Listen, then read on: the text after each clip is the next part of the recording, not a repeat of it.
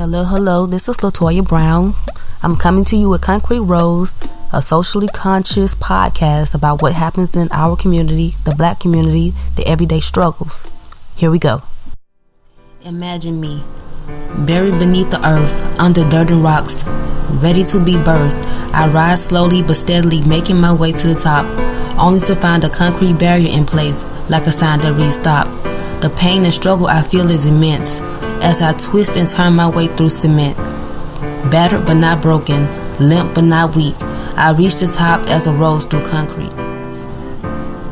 Hello community, hello world, this is Lady L, Latoya coming at you live once again with another podcast, and the topic for today is saving our community, and we have a lot of work to do. We have to start taking care of one another again. We have to start watching out for one another again, and we have to stop competing. So with that being said, we have to figure out how to communicate.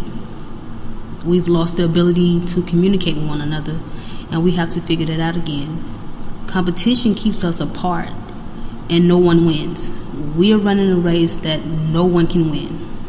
At least none of us can win this race. You know,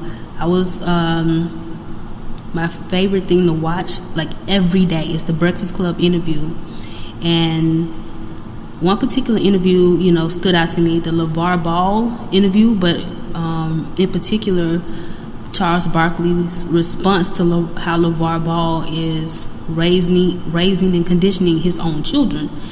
And it's important for us to look at that. It's important for us to look at this man. He's a black man raising black men in America, and that's rare. We don't often see that, and Charles Barkley's criticizing him for doing something that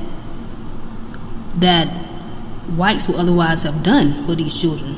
He's saying he's trying to make money off of his children, and I've listened to Charlemagne, and he was of the same opinion. He actually gave him Donkey of the Day, and I agree. I agree. At first, I was feeling a little different about LeVar Ball. I was thinking, well, this guy right here, he's just too much. But that's only because I haven't seen anyone like him.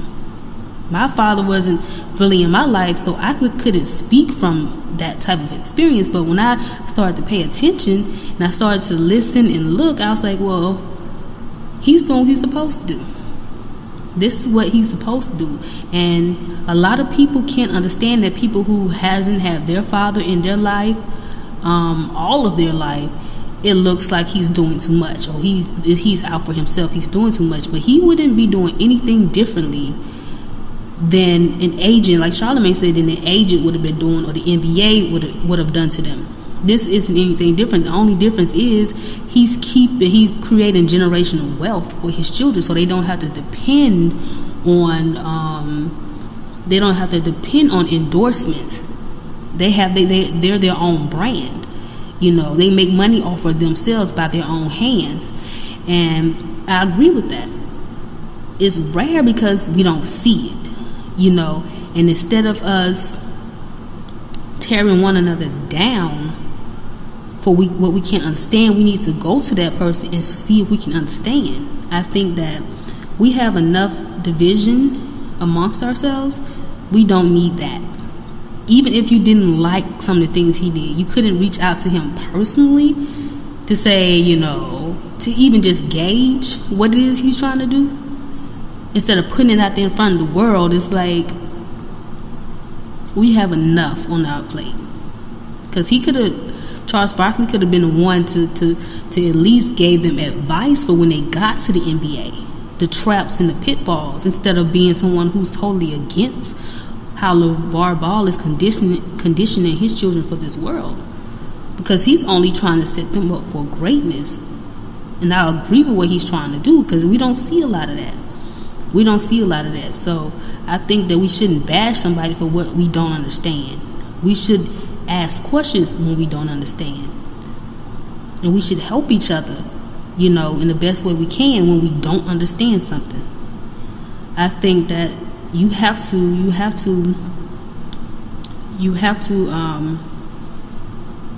You have to give him a round of applause for what he's trying to do and what he's accomplished thus far with those boys. You know, we can say, oh, they've done this and that, but they haven't done anything differently than any other young person have done. You know, but then, you know, so we have to when we see somebody doing something right in our community and something great, we have to stop bashing them, because at some point they're gonna stop. If they feel unloved and unwanted in the community, they're gonna stop, and then people are gonna really have something to say. So instead of bashing somebody for doing something right or something great, we need to help them. We need to help each other. And where we can save our own communities is we need to understand that we have to do it by ourselves. I don't know what we're waiting on. I don't know who we're waiting on to come save this community, but they ain't coming. They not finna save it. You know, if you see something broken, you're gonna have to fix it. It's on you. Nobody's coming to save your community if you're not gonna do it. You know, and how we can create our own wealth and pride in self and in community is we have to band together. We have to put our money in the pot. You know, taking 10,000 people in the community, put $1 in the pot. That's $10,000. And do it for the next how many years? I mean, eat more than that, but you can have your own grocery store and put your own people in the community to work. You can build your own bank, you know, a credit union in the community and put people to work.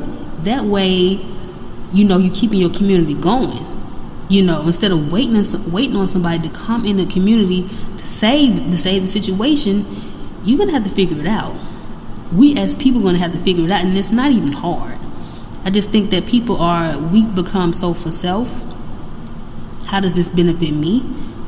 What does this do for me? You know, what have y'all done for me lately? Is very selfish and self-centered. And I think we're all the only ones who are going to save ourselves. So we have to get up. We have to do something before it's too late. Because what we're seeing now is we're seeing regentrification happening now. You know, and when regentrification happens, blacks normally, like mostly whites, will come back into a particular community, and you know they're gonna set up shop. They're gonna start living there. They're gonna buy the homes for cheap. Grocery stores and all different type of business come to the area, and it's gonna the property values is gonna go up, and that's gonna push the less fortunate people out. And normally it's us. You know, it's the black and brown people are going to be pushed out of that community. You know, it's happening here in Atlanta. Regentrification it's happening, you know, in a lot of places, but we don't understand it. We have to start buying and owning property. You know, we have to start doing something, because if we don't, someone else will, and it won't benefit us if they do. So we have to start paying attention, start, you know, watching the news, but reading in between the lines on the news, you know, because we know it's not the truth. Well, we know it's something like the truth, but it's not the whole truth. So we have to learn how to be discerning and how to how to be discerning, how to know what we're looking at and look past what they show us. You know, but it's going to take everybody. I think we've all kind of got lazy, you know, but we complain. It's like you don't have the right to complain if you're not going to do anything. If this complaint, it does nothing but create hot air if you're not going to do anything. Now, the holidays is upon us. We really have to start thinking about what we're going to buy our children. And I suggest buying books. I suggest taking them to museums, you know, since they're going to have these breaks. So take them to museums, show them the things that the school can't show them or don't have time to show them. You have to do it. You know, that's the next thing in saving our communities. We have to educate our children. And sometimes that means you have to educate yourself in order to educate your children. And if that's what you got to do, then that's what you got to do. Otherwise, these kids ain't going to have a fighting chance in the world. Like I said before, the same education these children are getting, children in other countries are not getting it. They're getting a far better education. The math that's learned over here is not the math that's taught in China. I tell you that much. Them kids are a million miles ahead. A million miles ahead. The U.S. is not even number one in education. But we have so much here. And you have to wonder why. Other countries that are somehow behind us is further along in education. Every time, something goes on and they need money in this country, the first thing they do is take the money out of the schools, which take the supplies out of the schools, which take the best teachers out of the schools. So education is not high on the priority list over here. So you have to make it high on the priority list. You have to teach your children. You cannot leave your child's education solely in the hands of the educator at the school. You need to know the curriculum. You need to know what's being taught here. You need to know what's being taught over there. Because you need to know how to educate your children. Because without a proper education, that child can't compete in this world. And where is that right now? Math and science, the hard sciences, is where it's at. Silicon Valley and all what's going on over there, that's not a lot of us over there doing anything. Because math and science aren't big, and it's not, and what's being taught is not even the right thing to be taught. It's the watered down version. So of course they're never gonna get over there. Of course they're never gonna get to Silicon Valley to in the technology programs and in the engineering programs, because they're not even being taught the proper math and science to even get there. So you got to understand, the odds are stacked daily for our children not to win. And when you know that, you have to do something about that. With the education your child is receiving right now, they're not winning.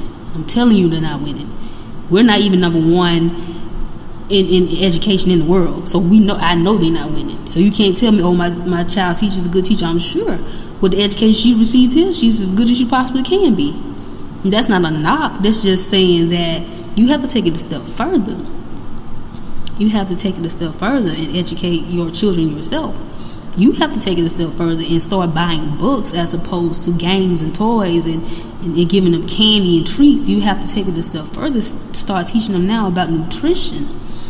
Because a lot of things that we consume is killing us. Pure and simple. They've been telling us this for years. We've been ignoring this for years. Like I don't eat pork because pork is a dangerous thing to eat. It's also unclean, for those who are Jews and Christians and whatnot, and believing that it's unclean. And for us Christians, pork is not something we should be eating. The Bible tells us that. So we can't pray over and say it's okay. Nope, it ain't good for you. It's poison. But there's a lot of other things that's poison too. A lot of other things are poison too. So we have to get up on our nutrition. We have to start teaching our children and ourselves about healthy living and what to eat and what not to eat, and what's food and what's not food. Everything in the grocery store ain't food. Just because you can consume it, don't make it food. We have to start teaching our children how to work with their hands. People who are mechanics, volunteer to come into these schools and show these kids something. It's going to stick with some of them, like I want to be a mechanic, because they're taking stuff like that out of the schools. Masonry, they're taking that stuff out of the schools. So if there's masons out there, come to the school or ask them to volunteer at the school to show these kids, like, this, you can do this. Electrical engineering, you can do this. So they can, that stays with people. It stayed with me when I was learning about communications. I wanted to do this for a living, but I've always been a shy person, but I knew I wanted to do this. I knew I had something to say and something to give. And I asked a nurse, this was a career day, and I was in 11th grade. I asked her, I'm like, what do I major in if I wanted to do this? She told me communications and marketing. And I knew what my major was 2 years prior to me going to college. And I stuck with it. And now I have to make a way for it to work, because they're not handing out jobs in communication still, And I learned that it's not about what you know, it's about who you know. Before you send your kids to these schools,